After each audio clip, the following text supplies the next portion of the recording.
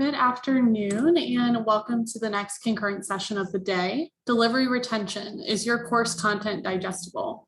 Our presenters today are Kristen White and Crystal Trapani from University. Crystal Trapani is an educational and instructional technologist with the Center for Learning and an adjunct instructor with the Department of English. She has crafted several innovative, accessible, tech-forward activities for her composition courses, which she has shared with the faculty. Kristen White is also an instructional technologist with the Center for Learning and Teaching at Old Dominion University. She helped facilitate the school's online transition during COVID-19, and she continues to support faculty during workshops and documentation. If you have any questions for the presenters during the session, please feel free to enter those into the Q&A section at the bottom of the Zoom room screen, and we will address them at the end of the talk. On that note, I will hand it over to our presenters. All righty, thank you. So we are going to talk to you about chunking your digital content, and we're going to start with the link to the materials, and I'm going to put that in the chat to everyone, so you are free to check them out on your own too. And if you think you don't need them now and at the end you're like, oh, I should have grabbed that link, we'll share the link again at the end. Right, so our objectives are to determine the best practices for chunking lectured material, distinguish effective strategies for constructing engaging accessible slide decks, and recognize successful home recording strategies. And so chunking material does require some pre-planning and is a two-stage process. The first step is to break down the information into smaller bits that can be processed by your students' working memory. The second is organizing these bits into a logical order for students to process the information from their working memory to encoding it in their long-term memory. This is going to help drive your content creation or revision. There are several things that you're going to want to consider when you're starting to chunk your course materials. What's your big picture? What are you wanting your students to get out of the content? What order makes sense to, what's a logical order to present these materials? Then you need to also review that organization to determine if maybe anything needs to get changed around, because sometimes what works in a synchronous or face-to-face course may not work the same way for an asynchronous course. And dependent upon if you've already created the materials or not, you might need to revise, or you need to be creating your material itself. And then you will need to review the material for the quality itself. So the big picture, you're going to ask yourself multiple questions in order to determine what is the most critical for your course lecture success and learning outcomes. And you need to make sure that you're removing any extraneous material.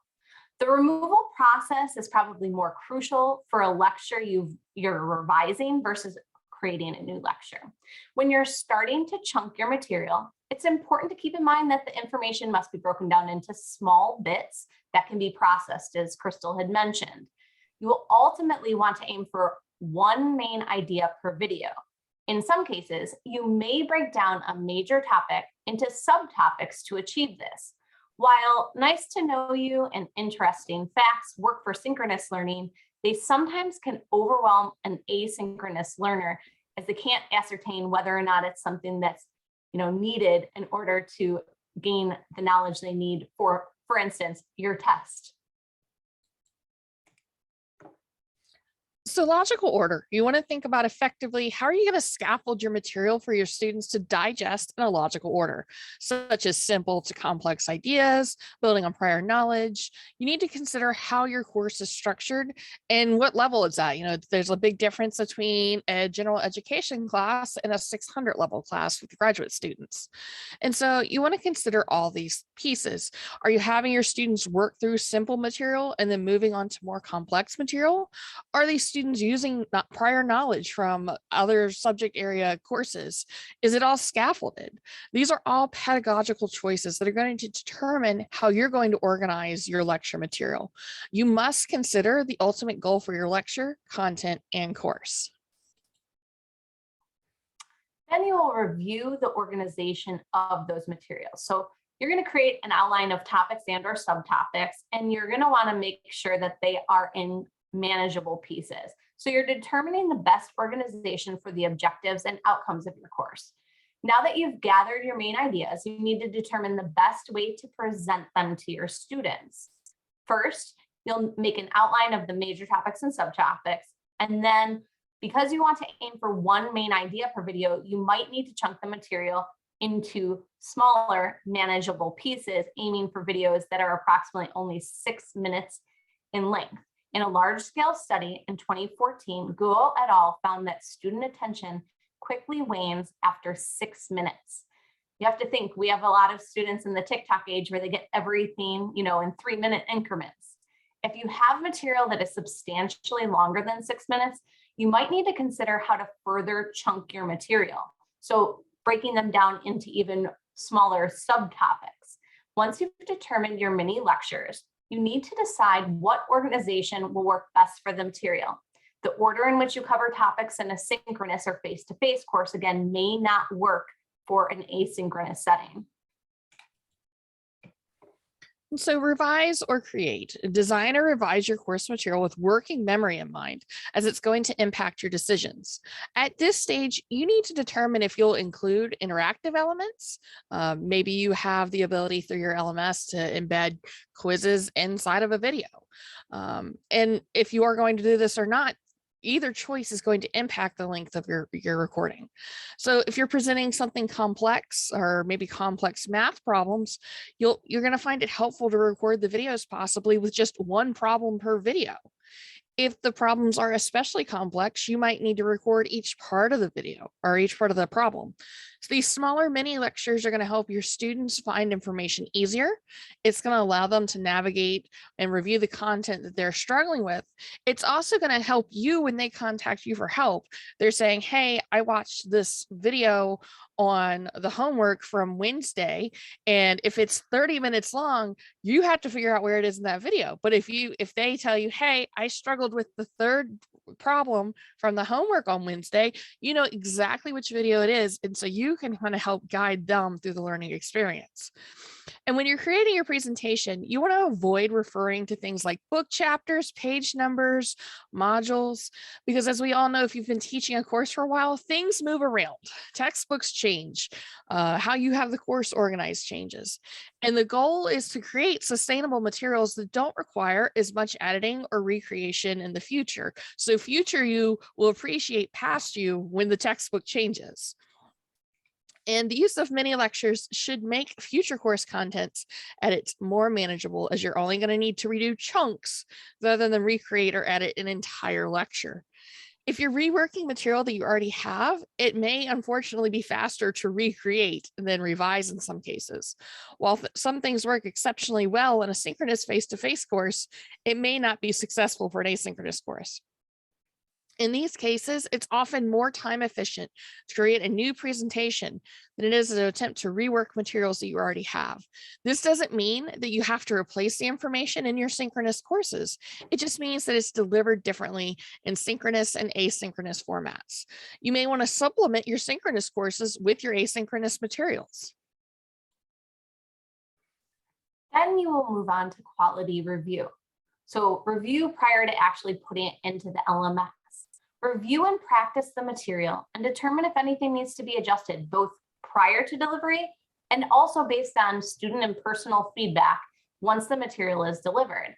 Prior to delivery, you should personally review your materials and revise if needed. If possible, you should also have a peer review it as well, as they might notice things that you don't. It is important to always consider the efficacy of your course materials. You should gather formal and informal feedback from your students. It often takes several adjustments to course materials and content to ensure student mastery of course concepts.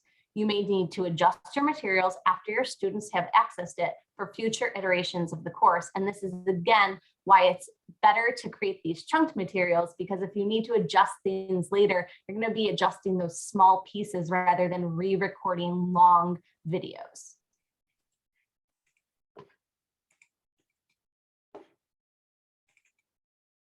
And so now, if my computer will work with me today, it's fighting me. So now we're going to begin looking at how to actually create the presentation. So now that you know how you want to organize your material, for the course, you're ready to build the slide deck, but we have to take into account the different elements you should think about when you are creating that presentation. There are going to be 3 main ideas of what you should be considering: your slide size, your slide composition, and the accessibility of the actual slides that you are creating, as well as the video recordings, which we will also touch on. So when, most of us were growing up, we had TVs that were a 4:3 template. But as time has gone on, we all pretty much have widescreens. So when beginning your design, be sure that you are choosing the 16:9 presentation template and not a 4:3 template, because current electronics have widescreens, which adhere to the 16:9 ratio.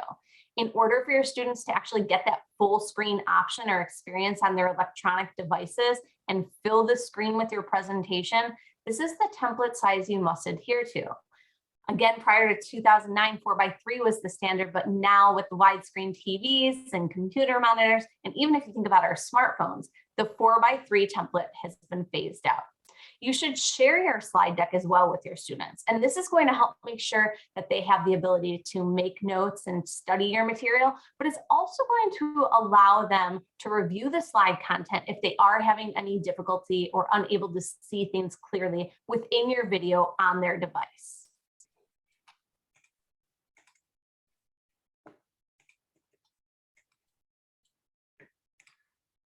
So slide composition. This is going to be a big one. Writing down what you plan to say about a topic prior to building your slides can actually help drive how you compose them. And it serves a dual purpose, actually. It will save you time in the long run because it will work as a script for you when you go to record your presentation. It's recommended that you design your presentation using the 7:7 rule. This means there are no more than 7 words per line and 7 lines per slide. If you need more than 7 words for a line, you should think about breaking up your line and making a subpoint. A slide should be brief, plain, and concise so the audience can ascertain what is on the slide in seconds. In general, if it takes you more than 30 seconds to read anything, it's going to be too complex. The rule, or the 7:7 rule, will alleviate what are considered to be walls of text on your slides and help your students to engage in your lesson. Creating bullet points with general information and then elaborating upon those points in your lecture will ensure your students are listening and taking notes rather than simply downloading your presentations. Reading a paragraph off of a slide is not how students, or let's be honest, even you learn. Instead, it's going to overwhelm the audience's auditory and visual processing channels, also known as the dual channels theory, as we have limited working memory capacity. The channels will be competing as individuals are trying to read what's visually presented on the slide while also listening to you narrate the slide. Fonts must be legible on the screen, and if you adhere to the 7:7 rule, generally anything smaller than size 20 or larger than size 40 will not work well. It is recommended that you stay within these font size guidelines for readability on any size screen. You also need to be mindful of copyright if you're using any outside material. So if you're using images from a textbook, you need to make sure that you have exclusive written permission from the publisher to showcase that material within your own presentation. And the same goes for images pulled from even Google or the internet. When you search for images online, there is a way to actually filter your results to only show those that have Creative Commons licensing, and they're generally free to use in your presentations.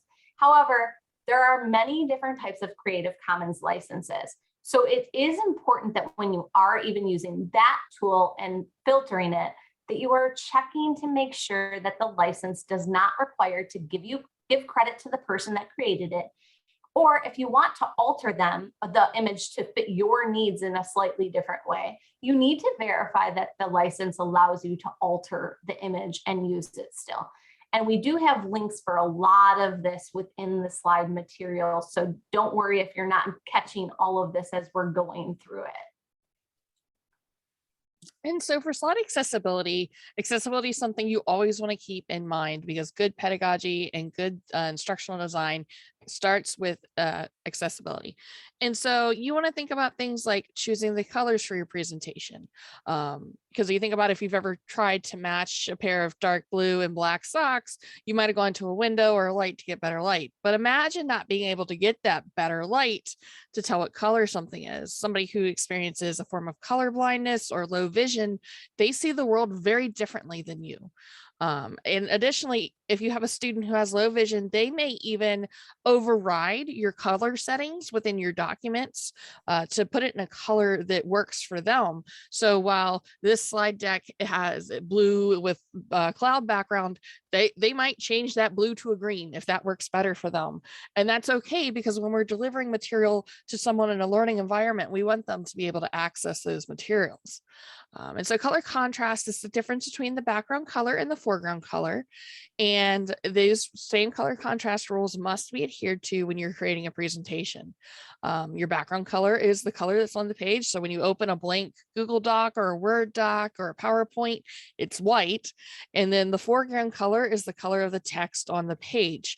So again, that's standard. Usually it's a white background and then a foreground color of black. And so there are contrast ratios, and these run from 1 to 21, and the most commonly written as 1:1, which is extremely low contrast, or 21:1, or 21:1, meaning extremely high contrast. For fonts that are 18 points or larger, which is what is recommended in a presentation, 24 would be better, but 18 works. The minimum ratio should be 3:1. For any font smaller than size 18 point, you need 4.5 to 1. But again, you really want to be larger than 18 points for a slide deck. You want to really identify that color palette before you start working.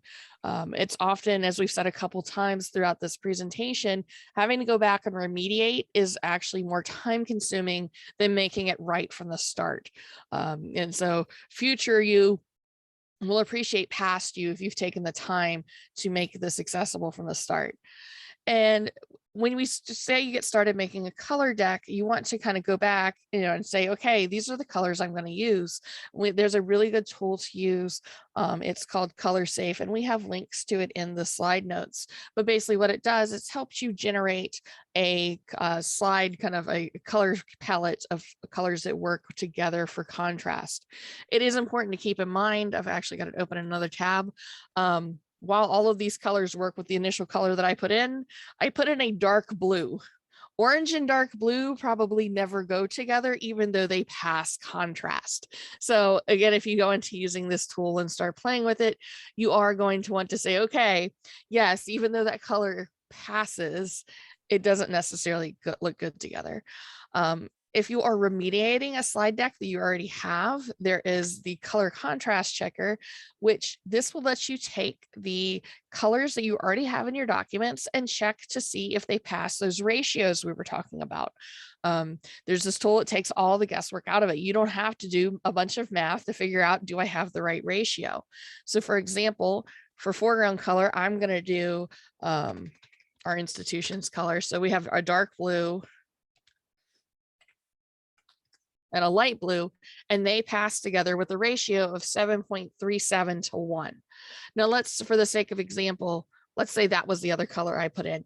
Notice I got these red fail signifiers, and I got a preview of what the font and text looks like together. And I can actually take the slider bar and adjust until I get it to pass. And maybe you got it to pass and you're like, you know what? I really wanted that dark blue in the back. I can actually hit this little arrow in between the two colors and it'll flip it for me so I can get a preview of how that's going to look. But again, it's going to help you kind of put those things together.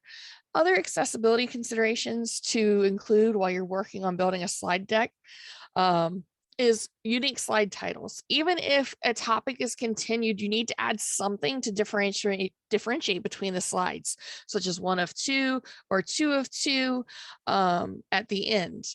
just something to tell somebody who's using a screen reader or other assistive technology that they're on a different slide, because while you may be able to visually see, if I had this slide accessibility and then I had another slide named slide accessibility, while you might be able to visually see they're different, someone who can't see them might not. And if you're using a slide with a full image or video, you actually want to drag the title box off of the slide or leave it behind the image or video, so those using assistive technology can differentiate and navigate your slide deck. A lot of people go, oh, well, this whole slide's going to be this picture, I'm just going to delete that title box. Don't do that. Somebody who is relying on assistive technology needs that title. You want to make sure if you have any images that you add what we call alternative or alt text, and that makes non-text content readable to assistive technology like screen readers. It provides context and explanation to those with blindness or no vision. You want to reserve caps for acronyms only. A lot of times we'll open a slide deck and somebody has made their entire title all caps. The problem is when you put something in all caps, a screen reader reads out each letter individually versus reading the word. So if you could imagine me sitting here and starting to spell this slide title, I wouldn't even get all the way through accessibility before you stopped hearing me.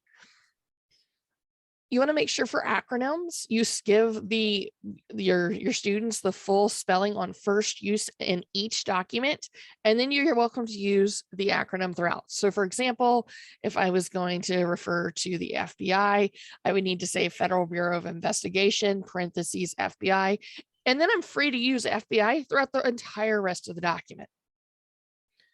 Underlines. Don't underline a text unless it's a link. You want to use, if you're using underlines for anything other than hyperlinks, you're actually confusing your students as they perceive underlined text to lead to hyperlinked material. Again, you want to think about somebody who, is not necessarily able to see or access your documents like you are. You want to put yourself in their shoes for a minute. When you do abbreviations, you need to think about how those abbreviations are read. For example, if I abbreviated the month of September as SEPT, period, a screen reader is going to read that as SEPT. If you don't realize that's an acronym, or not an acronym, an abbreviation, that makes no sense to you.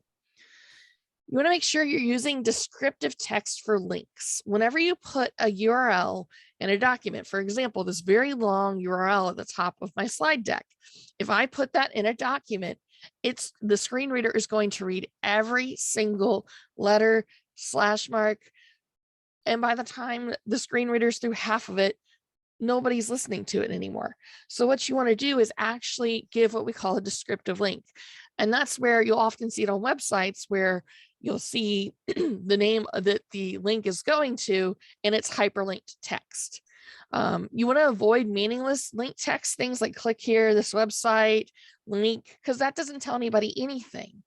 If you check out our slide deck and you look in the speaker's notes, you'll notice we've always given a descriptive link with a definition after it that tells you exactly what it's going to. And you want to think about your font selection in general. We're going to talk about font selection in just a minute, because when you're making a visual presentation, font is something you do think about. And so you also, like Kristen said, you really want to share your slide deck with your students. We often have people tell us, well, I don't want to share it with the students. This is helping all of your students learn. And it's not just your students with disabilities.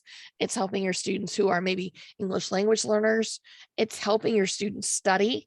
And so it's really something you're sharing it with your students anyways. Give them your slide deck.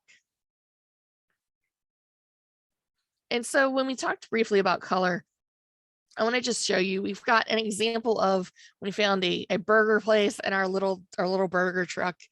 And this is why color is important, because while that menu, it's red and it's kind of hard to read anyways.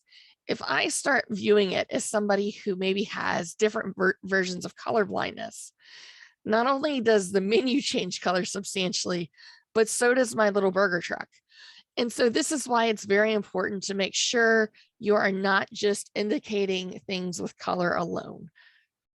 Because what looks red to me right now and what looks green on my truck can very quickly look yellow. And we said, that thinking about fonts is important. And there is even debate within the disability community of serif or sans serif fonts are better. And there's really no consensus. But when you're selecting a font to use, you want to think about having similar, familiar, parsed fonts. And that's kind of what you see on the screen here. And we've got a nice selection of both serif fonts and sans serifs. Now, if you're not sure what serifs and sans serifs are fonts that have the little tails and decorative strokes at the end of letters. So everything in the left column is a serif font because it has those little tails. Sans serif fonts are ones that do not have those little decorative tails and letters. And so you really want to make, there's argument that sans serifs are slightly more readable than serif fonts, but either way, you want to make sure there's clear distinction between letters when reading and selecting your fonts. For example, a lot of people consider Arial as like the gold standard of font to read, but if you think about that, we, are teaching students who are learning things, and we need them to be able to clearly tell if something's an I or an L. And so some believe that the sans serifs are better for screen reading, while others believe that serifs are better for print reading. Either way, you're really looking for consistency. You want to avoid complex characters such as like cursive scripts or ones that look like, kind of like a rushed handwriting or those great big bubble letters. You want to avoid ambiguous characters such as a font where the letter O and 0 are similar, or a C that is nearly closed, looks like a letter O. And you really want to use a limited number of fonts. Every time you swap fonts, the reader actually has to adjust their reading pattern. And so you really should aim for just no more than about 3 fonts per slide deck. And you want to consider the spacing and weight. Sometimes we'll see it's like there's one that's named like Impact or something where the letters are very close together, and it might look neat for your title, but it's inaccessible. And so you also want to think about too much space between letters, because if there's too much space, separate letters in a word might look like separate words altogether. And you want to avoid that small font size. Like we said earlier, size 18 is really the smallest you should go on a slide deck. And when we're thinking about recording and practicing, it's important to not only think about, okay, it's recorded, I already practiced it and I recorded it, that's it. You actually need to think about what you need to do before, during, and then after. So we're going to take a look at that next. So the first thing you are going to do is to prepare for your recording by drafting the script. And this is what we brought up before. If you're outlining what you want to say to then drive how you want to build your slides, you've kind of already killed 2 birds with 1 stone. When you teach in person, it's often easy to get into a rhythm by feeding off of the energy within your classroom. However, when you're doing this on a virtual level, that's not always possible because you're often pre-recording your materials. An ideal way of being sure that you are covering all the materials you intend to is to create that script or a list of ideas that you want to make sure you cover in your recording. This helps ensure that your lecture is concise and focused as well. So you're not going off on tangents because you have that script in front of you. While being professional is important when you're doing recordings, it's actually imperative that you show you are a person and that your script is actually personable. Your students want to connect with you as a person. They don't want to see a robot reading a script like a machine. So when you're working on your script, think about that as well. Don't make it, if you can, obviously not everything, gives itself to being more personable, but when you can, try to add that personalization in there. And when you're working on your script, you might decide to use what's considered a teleprompter resource. So there are actually free resources you can use if you're not doing this maybe at your university or your school that has a recording studio. And that's going to help keep you on track. It actually takes your script and puts it in front of you, similarly to what you would see on TV when they're doing like the newscast. And it is your script scrolling as you're saying it. So while you're scripting, that might be something you're thinking about too. And we do have some resources if you're interested in looking at some of the free online versions of teleprompters. And another thing to think about is, are you going to be adding any annotations to your actual presentation? So are you just going to be narrating, or are you going to be adding things to the actual presentation? And if you are, it is important to remember for accessibility that you should be describing those annotations, as a student with a learning difference might be listening to the actual lecture versus being able to see it.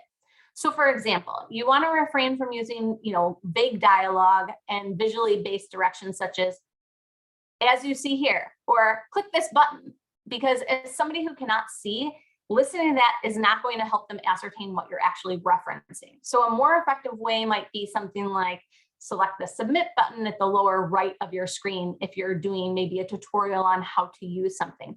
Or maybe if you're annotating a math problem, you're reading the numbers as you're writing them on the screen so that they know what you are adding to the actual content.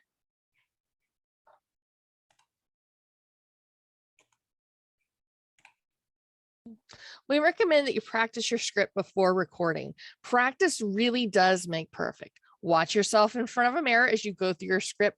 Watch your mouth and how you pronounce words. This will help you deliver a clear and concise lecture with minimal stumbles. Describing your annotations is not going to feel natural at first. It's important to practice this during rehearsal, so when you make your formal recording, descriptions will feel like part of a conversation, be clear, and not feel forced. If your recording is going to include directions, such as clicking something on a screen or describing a formula, it really is important to make sure you provide that full description so those who cannot see your recording can understand what you're explaining. Click here is never helpful, or in this problem that you haven't defined. It's important to remember your diction. Speaking to a large room and speaking into a microphone when you don't know the quality at which your student will be listening to it are two completely different experiences to prepare for. And you want to use warm-up exercises. Yes, just like actors, and practice the diction of long or difficult words that may be in your lecture. The more you pronounce these words clearly and slowly, the easier it will be for your students to understand. If you find that you're habitually stumbling over a word, then you may consider revising your script to remove the problematic language. Then you're going to look at the quality and review your actual rehearsals. So audio is the key to recording an optimal learning experience for your students. If you have good audio, students are more likely to actually stay engaged with your content. We also recommend that you do a dry run, recording yourself so you can listen to how you sound. Yes, nobody likes the way they sound, but you can learn a lot about the way you speak from actually listening to yourself. You can listen for what words you may stumble, mispronounce, or mumble through. You might even consider sending the practice recording to a trusted friend or colleague for feedback. They may hear or notice something that you don't notice. Two of the best options for quality audio are to use a headset microphone duo, such as what Crystal is wearing today, or a lavalier microphone, which goes onto the lapel of your actual shirt. And they actually do sell some which are not horribly expensive that you can also attach to like your cell phone. It's very interesting. They've got all different fun ones out there now. Not back in the day, but they do now. The benefits to these two options specifically are they get close enough to your mouth to pick up the sound without a lot of echo. The other thing is, especially with the microphone headset, you generally will not have a directionality issue. So for right now, I don't have one on purpose.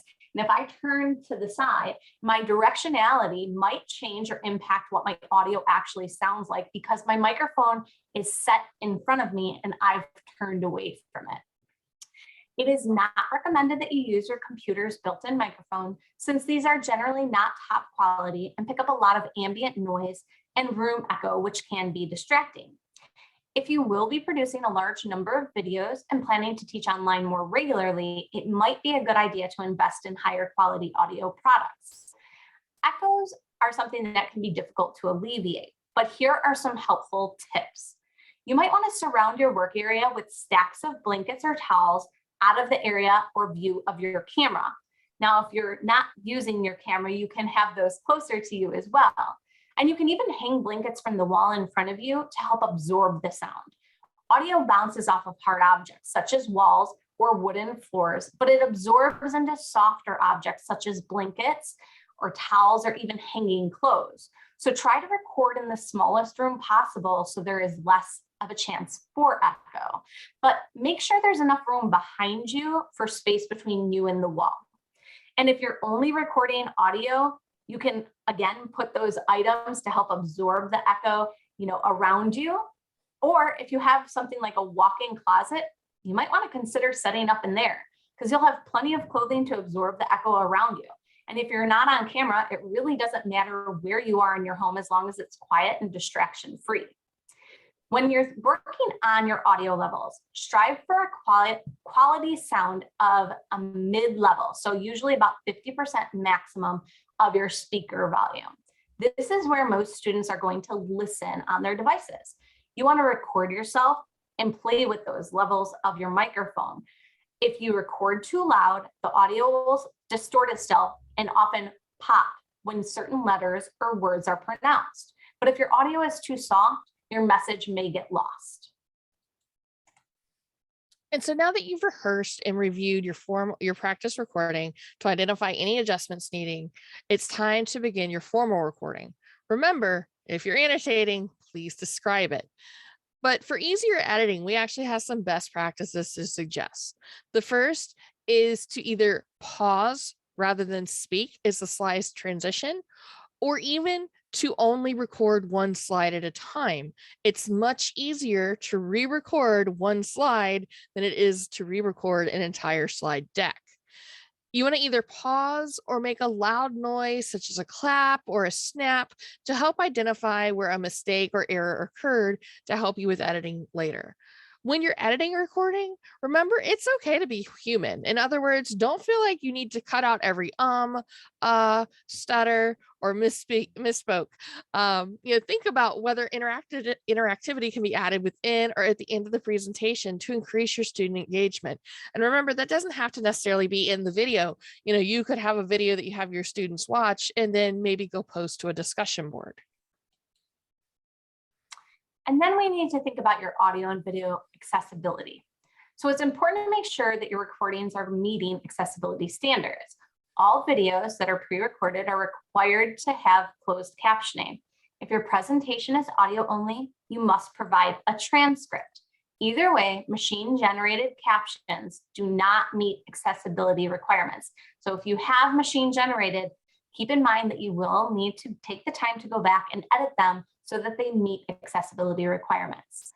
Students of all learning abilities rely on closed captions or transcripts. In 2014, Berg et al. Found that all students who were studied leveraged closed captions, even though none of the students actually had an auditory learning difference.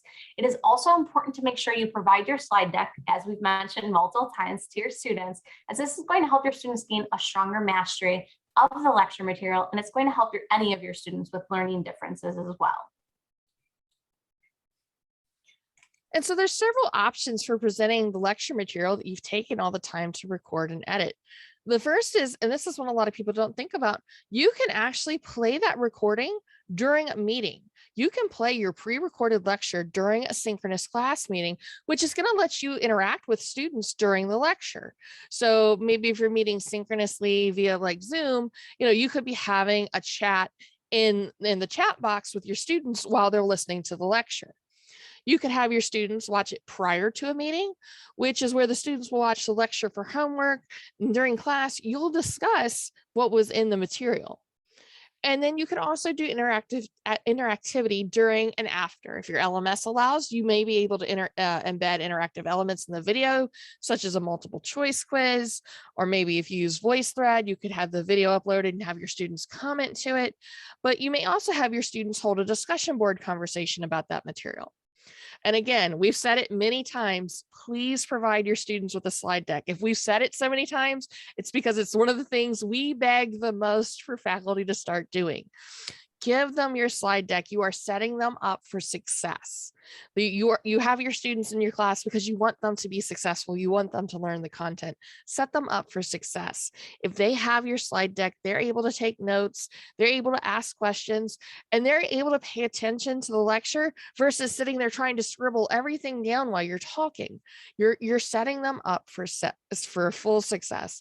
And please don't convert your slides to a PDF. It makes your slide deck inaccessible, and many people incorrectly think that students can't edit a slide deck or they can't edit a PDF. They absolutely can with about 2 clicks of their mouse. So please don't believe, oh, well, I'm going to share it to them and I'll just make it a PDF, because they won't be able to edit it. They can. They absolutely can. But when you make it a PDF, you actually, especially if you make it a PDF that can't be edited, that you've locked, it actually will prevent assistive technology from accessing the materials within the slide deck. And so we've got our contact information. You are welcome to reach out to us either by email or on Twitter. And with that, we have time for questions.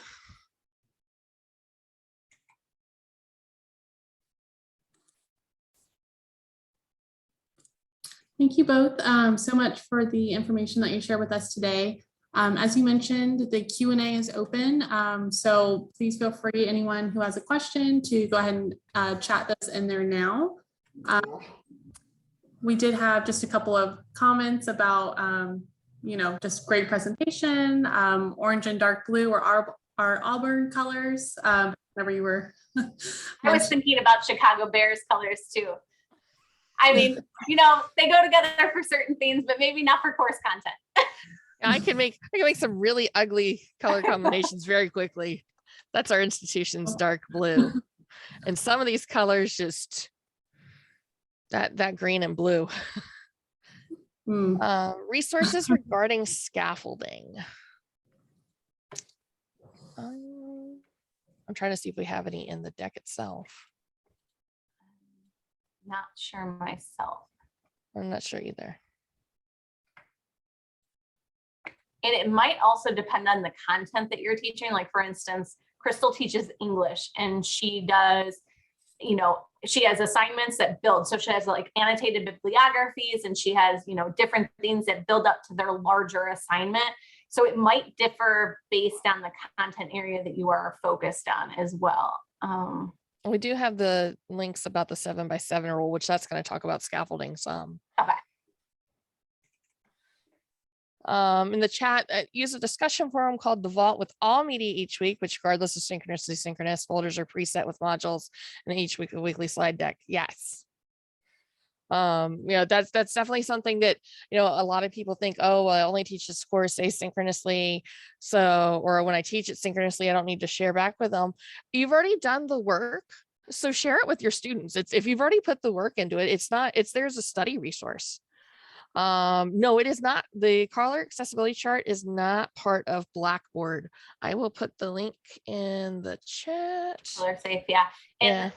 And so for color safe, so one of the things, and I don't know if your institution has it, but there's like the LE for Blackboard. I don't know if, so like Canvas LMS actually has where it will kind of check not any of your documents that you've like provided links to, but it will identify areas that might have low color contrast. Some LMSs do either have an add-on, I'm not sure, depending upon your institution, if they have anything like that as well for Blackboard, but I know there's the Ally, right? Is it, or Ally?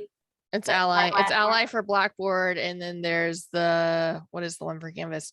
I should know. Well, technically there's two. There's the one that is the You Do It Center. Yes. But there's also the built-in rich content editor one. And then for Canvas, they're actually Ally Blackboard tool actually can also be an add-on to Canvas, which is funny that it has the word Blackboard in it, but it is another thing that can help with it as well. But those are not cheap things and you would probably have to go through like a software decision analysis or something similar to that route at your school if that was something that you're interested in asking for. But this color safe honestly is awesome because you can do that before you start building to kind of pick what colors you want. And you can then set your slide masters or theme builder to those specific colors with your, whatever your title placeholders and things are. So you already have those colors set and the sizes of the fonts set and everything like that. And if you have no idea where to start on colors, use your institution's colors. Now, I will tell you, not all institutions' colors actually meet accessibility guidelines. That's true. So you want to make sure you're still checking them with WebAIM or another tool like that, just to verify, because there are some combinations from our color palette that we can't put together. They might be, considered part of our whole, group of items we can use, but you can't always put all of them together. So make sure you're checking on those. That's definitely really good to know. If anyone has any other questions, feel free to enter those into the Q&A. Thank you both again for all the valuable information that you've shared with us and a lot of really, really wonderful resources. Our next concurrent session will begin at 4 p.m. Eastern time. So you can view the chat for any of the session meeting room links or access to the conference website for a complete list of concurrent sessions and their descriptions. While accessing the conference website, don't forget to swing by the exhibit hall to say hello to the Hawks team, do a quick 5-minute demonstration and be entered to win the hourly giveaway, which is your choice of a 6-month subscription to Audible, 1-year subscription to Disney Plus, or $100 Amazon gift card. And it looks like we don't have any other questions at the moment. So thank you both again for a wonderful presentation. Thank you. Thank you.